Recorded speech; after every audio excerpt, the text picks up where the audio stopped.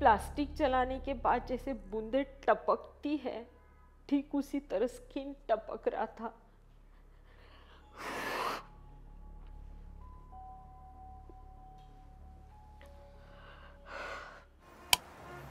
I still remember वो दिन 24 दिसंबर 2000। रात का खाना हो चुका था। मैं अपना किचन प्लेटफॉर्म क्लीन विन करके रख रही थी क्योंकि मेरा बेबी सोने के टाइम पे आ रहा था। तो पीछे से 2 मिनट बाद एक आवाज़ आती है, नीहू। मेरे हस्बैंड बहुत प्यार से मुझे इस नाम से बुलाते थे। उन्होंने कुछ सोचा नहीं, समझा नहीं, गुस्से में आके खड़े रहे और बहुत जोर से झापड़ लगाया। तो मैं हाथ ऐसे ही पकड़ के रखी दोनों गालों को, मुझे लगा फिर दूसरे गाल पे भी मारा जाएगा। जो मारपीट होती थी डावरी को लेके। बट कुछ सोचने समझने से पहले मैं थोड़ा बहुत घर में पेंटिंग्स करती थी, तो उसके मेरे पास थोड़ा सा लिक्विड केरोसिन था जिसमें ब्रश डुबो के रखे थे। उन्होंने उसको ब्रश को निकाल के किचन के वहाँ बेसिन में फेंक दिए और बड़ा माचिस रखा था। उन्होंने वो माचिस तिल्ली जला के ये ले बोला। बस वो इतना इंस्टेंट आया कि वो आग लपेटे में आ गई।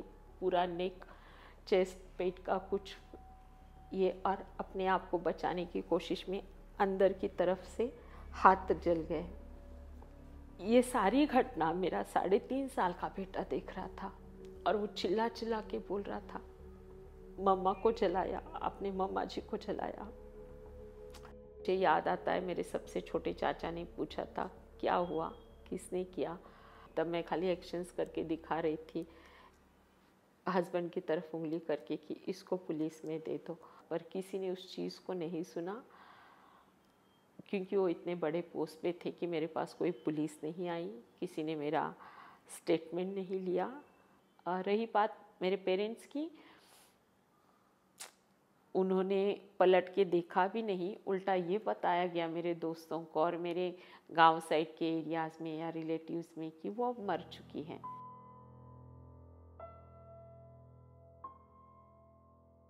बॉडी का जो स्मेल आता था वो दिल दिमाग में इतना अंदर तक जा चुका था ना कि मुझे हर जगह वो खून का, वो पस का वही स्मेल बार बार याद आता था।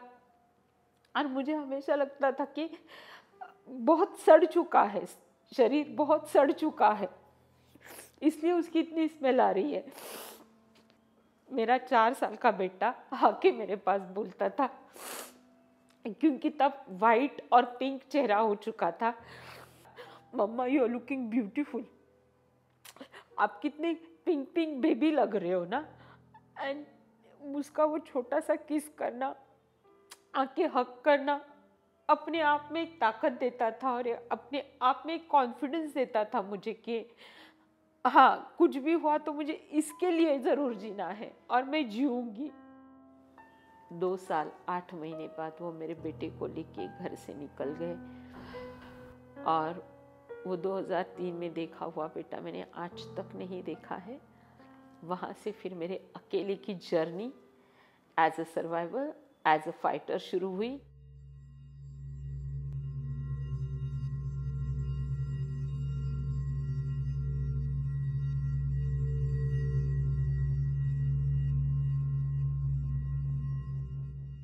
न्यूज़ चालू किया और वहाँ पे सडन उन चीज़ें आना शुरू हो गई कि एक लड़की का गैंगरेप हुआ है। कुछ भी पेन अगर सुनती हूँ, देखती हूँ तो मैं अपने पेन में चली जाती हूँ और क्योंकि मैं अकेली रहती हूँ मेरे लिए वो डरावना भी था।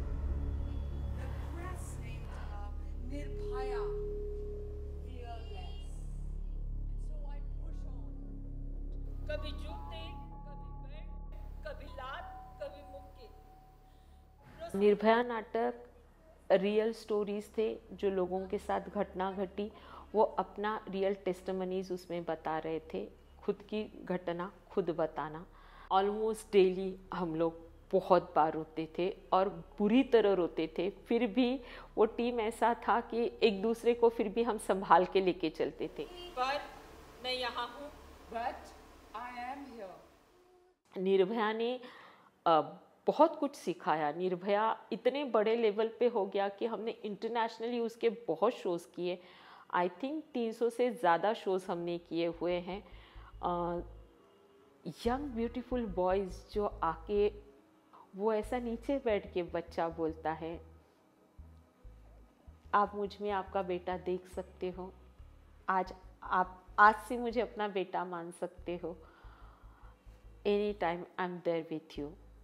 भगवान ने अगर ज़िंदा रखा है तो मुझे ये अपॉर्चुनिटी मिलती है कि मैं दोबारा इस फेस की आइडेंटिटी बनाना चाहती थी।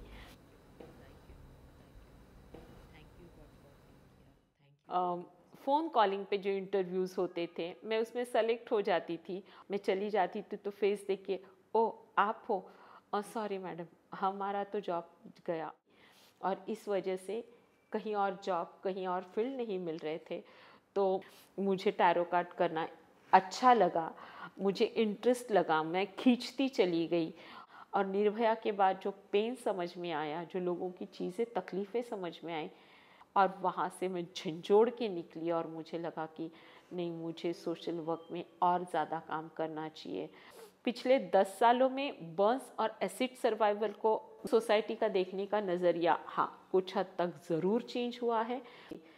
अब मैं अपने आप को मिस वर्ल्ड, मिस यूनिवर्स से कम नहीं मानती। तो हाँ, मैं खूबसूरत हूँ, ये मैं खुद बोलती हूँ, सो हूँ।